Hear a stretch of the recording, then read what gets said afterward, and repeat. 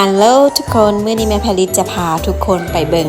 มื้อแรกของการไปเต้นของแพรลิสเนาะซึ่งว่าเห็นเพิ่นเนาะมักเต้นก็เลยว่าเอาไปเรียนเลยซะซึ่งว่ามื้อนี้ก็เป็นมื้อแรกเนาะสตาร์ทด้วยการวอร์มอัพก่อนเนาะเพราะว่าเพิ่นบ่เคยเรียนเต้นมาก่อนเนาะก็เป็นการเริ่มต้นที่ดีเนาะและทีเชอร์เพิ่นก็จะพาไปแนะนำตัวเนาะว่าเพิ่นชื่อหยังอายุจักปี